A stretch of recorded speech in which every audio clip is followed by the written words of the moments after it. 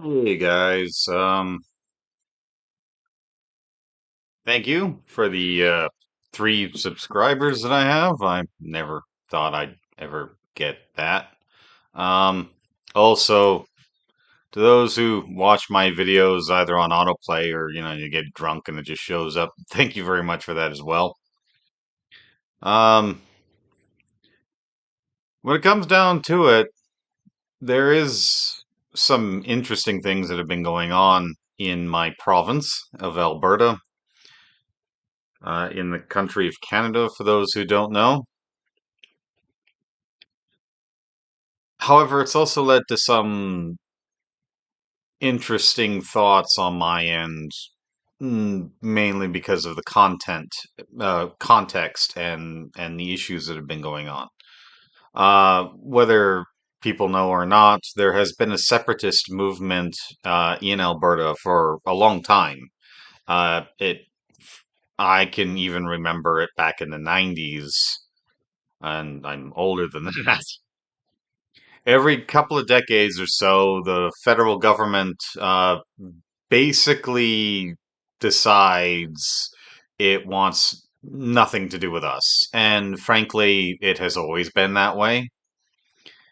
And I do apologize if the light in the background is a bit blinding. The door won't shut. It's an older trailer that I'm living in, and I'm constantly trying to build it back up so that it can be still livable. Otherwise, it would actually be condemnable, or condemned. Uh, in fact, it pretty much was when I picked it up. I only just managed to get a few things going, and I'm still renovating it in order to get a proper heating and cooling system in here. Because it does get hot in the summer and it does get cold in the winter up here. But that one side door, especially after that a big storm that we had literally yesterday, on the 14th of July.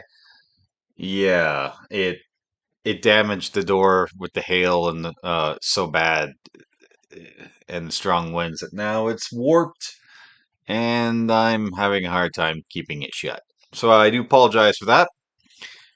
Those we might get visitors from who knows what during this little video.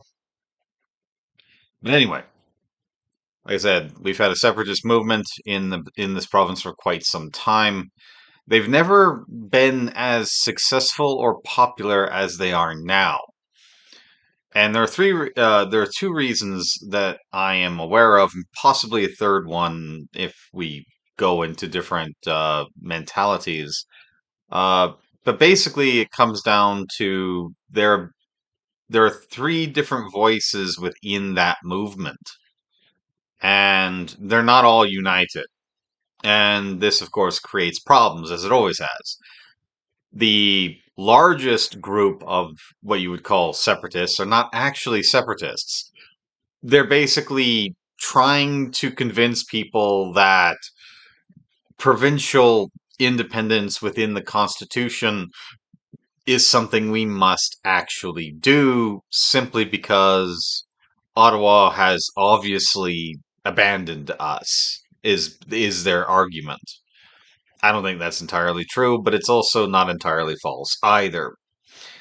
For many years, in fact, for decades, Alberta has contributed not me sometimes the most, but not always the most, in the way of transfer payments. Which, if people who don't know what that means, it means that we've basically put money into a pool that goes to provinces that are not capable of supporting themselves economically. Uh, it's led to us bailing out a lot of provinces, some of the provinces, I should say, Quebec in particular, which has led to some very, shall we say, strained relationships with anyone who actually understands the political nuances between Quebec and Alberta. The second group within the separatists, they simply want to be an independent nation. They don't seem to understand that, just like Quebec, there's a lot of problems related to it, and more importantly, you would lose more than you would actually gain. Um, The harsh reality is that the vast majority of natural resources and land in Alberta is actually jurisdictioned and owned by Native Americans, not private citizens. The harsh reality is that should we separate in terms of becoming an entire country, if the natives decide to vote the same way that the Inuit decided to vote in Quebec, you would be looking at basically a third world country overnight. And if Canada decided to not help us at all, we would basically destroy ourselves in a matter of a couple of years, economically speaking. The final and probably loudest group amongst the separatists are the ones that simply want to become a part of the United States. Now, again, they don't seem to understand that there is a lot of things that have to happen in order for that to even be considered an option, not just on our end here, but on the American end as well. And I'm pretty sure that hasn't actually been done, or if it has, they haven't really been talking about it too much. They're the loudest group, but they're also the one in the minority. And the main reason is simple: being a member of the United States actually isn't that attractive. For those American listeners, uh, believe it or not, I'm not going to say your country sucks because it doesn't. I've lived, well, I haven't lived there, but I've worked there. Uh, Not for very long, mind you, but I have worked there before. And I find that the people in America and the people up here are pretty much the same, except Canadians tend to be just a bit more polite in how they're an asshole. Unlike Americans who basically tell you straight, which, in my opinion, is a lot nicer. Uh, but yeah, there isn't a huge incentive to join the United States because a lot of the socialistic systems that exist up here simply wouldn't exist or would have to change in order to match American regulations. The irony, though, is that the deregulation of Alberta industry could lead to a larger output from Alberta as a whole. This would be very helpful to the province, but at the same time, as we all know, when it comes to in the United States' economic platforms, a lot would depend on how they regulate how they regulate their industrial capacities, and more importantly, who would want what from us. And that still leads to the question of whether or not we could even maintain the industries that we currently have, simply because, again, the Native Americans own most of it. A lot of people seem to forget that our largest oil production capacity in Alberta, the tar sands, almost all of it is sitting on native treaty land. If the natives do not side with the separatists, then the harsh reality is it stays either in Canada or the resources become allocated to the tribe itself, in which case you're screwed. Before oil was discovered in this province, the only major export that Alberta ever had was farming. Farming's becoming much more expensive. I know I'm starting to try to live it because I have to. I've inherited it from my parents. Uh, I inherited their farm from the parents. I'm trying to make a go of it, and it hasn't been pleasant. The harsh reality is that there isn't enough in the way of a cost plus analysis to actually make farming beneficial, even though it's kind of needed because everybody needs to eat. But yeah, before oil was discovered, grain, cattle, especially cattle, was our major exports. If oil is all of a sudden relegated to a different country, then because Alberta has separated, then the harsh reality is that we're going back to farming. The other issue I have with this is more or less on I don't really know where to put it. It's not really an ethical ground or a moral ground, although you could consider it either one. It's more of a personal thing for me. At the end of the day, I served this country for a while, not for a long time, but long enough to gain an appreciation of what that service actually means. At the end of the day, my oath is to my country, not my province.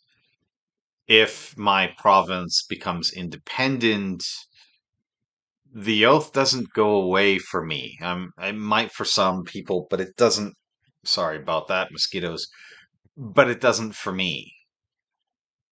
I still take that oath very seriously, and even though I am not physically capable of serving this nation anymore, due to injuries that were conducted in the field, the harsh reality is that they still matter. That the oath still matters. It isn't something I can just easily forget or get rid of. But at the same time, I am a fourth generation Albertan. I'm actually in the minority when it comes to demographics outside the Native Americans, in that I am probably maybe not the first, but certainly one of the first groups that have come to Alberta basically after heading west from landing here from Europe. My family has actually lived in this province, in the very area that I'm living in right now, for over 125 years, if the gravestones can be believed. And I'm more inclined to believe the gravestones and much else. I'm not exactly thrilled about all of this separatist nonsense. The only thing I like about what Danielle Smith has done over it is simple. She's left it up to us. She's left a referendum to in October where we basically get to choose to either drop the issue entirely or see what the province actually has to do in order to legally separate from Canada, because it's actually a lot harder than you might think, because our constitution is quite convoluted. You can't just write out a piece of paper and go, "Okay, I'm out."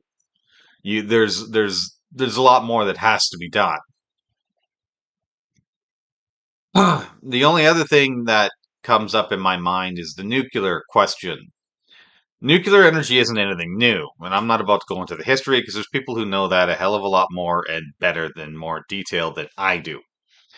But when it comes to Alberta, it's been a very weird experience because, simply put, this province basically doesn't like to do anything that would require new technology unless it's basically forced to, kicking and screaming. Uh, it also doesn't help that TransAlta has a very large lobby group, and they're very, very big on either bribing or threatening the government, because they are, with the exception of Capital Power recently, been the one of the largest, if not the largest power distributor in Alberta. I'm not against nuclear power. In my opinion, we should have been doing it decades ago. Uh, we have access to everything that we need, whether through interprovincial trade or other sources, to get the materials that we need to keep these things running. From what I understand, they're also not very big plants. They're basically miniature modulars. Uh, I haven't gotten a chance to work on them yet. I've only ever been to one fab yard that produced them, and we weren't building like anything special. We were actually building the coolant systems and installing them. And I can tell you, it is very labor intensive. It's also very unionized. If you're, that's another thing about Alberta labor. You're either union or you're not. Nuclear power falls under union jurisdiction because very few companies actually have certifications to build them in this country, due to all of the requirements for safety purposes, obviously. Um, This has also been the biggest complaint and misnomer that people have about them is that they're unsafe. Everyone always brings up, Chernobyl, Staten Island, yada yada yada, without really understanding that these are completely different reactors. They're not going to be built the same way. They're going to be using modern technology, tools, and equipment. And more importantly, they're operated in a very different way. They, I don't have the details, but suffice to say, there's a very good bet we shouldn't have any issues with them. However, getting approval is another matter. Just like with a pipeline, most of the time spent building these things isn't actually in actual construction. A pipeline and a nuclear power plant don't take that long to build. 6 to 8 months for a pipeline, a couple of years depending on how long it is, and you could go as long as 4 or 5 years for these nuclear power plants. Alberta has built bigger projects in a less amount of time. Just look at our oil industry. Where things get, well, stupid is in the regulation department. There isn't a lot of, shall we say, base knowledge of what the regulations actually entail, and as a result, they can change depending on basically who's in charge at the time. From what I understand, and I could be entirely wrong on this, but from what I understand, the Federal Nuclear Safety Commission allowed Alberta to at least petition for these nuclear power plants. The lobbyists in Alberta, however, have been stalling or stopping it for over 2 decades now. Since 1998 is when the last time I saw one of those big rallies. A lot of times they've been doing it behind the curtain, but it's still been there. And there's still the number one complaints that they always have. Nuclear rods are dangerous, radioactive materials. They don't want any risks of leaking or anything like that.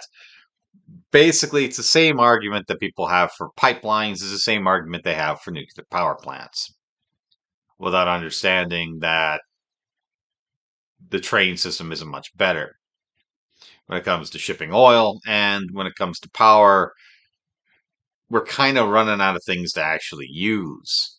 Wind and solar are all well and good, and I will never say they don't work, but they're not very efficient. And at the end of the day, they actually have a net loss over a period of 10 years in terms of maintenance operations and environmental damage, I might add. Now, coal's no better. Coal's dirty. It doesn't matter how clean the coal power plant is, and trust me, I've worked in them around here. The harsh reality is that they are not exactly pleasant to work in. Sorry about that mosquito again. There's a lot of them around here because it just rained. And despite the fact that they're very, very efficient and they collect a lot of the CO2, and the environmental controls are actually not that bad, they're not exactly pleasant to work in. There's still places there where you go dressed up in white Tyvek coveralls and you come out black soot all over you. I mean, literally. I mean, that's why you have to wear the Tyvek, because you basically take it off and you throw it away. Uh, they're not that clean either. Nuclear, in my opinion, is the better option. But we shall wait and see, because again, our government isn't all that smart when it comes to actually doing things in this particular way. Anyway, that's all I wanted to ramble on about. Thank you. Have a good one. And thank you for subscribing. I didn't think I was that interesting. I'll figure out how to read the comments. I haven't figured that out yet. I'm kind of an idiot. If you leave comments, that is. And if you do, I'll definitely read them and try to respond, assuming I can figure out how to do that. But thank you. Have a good one.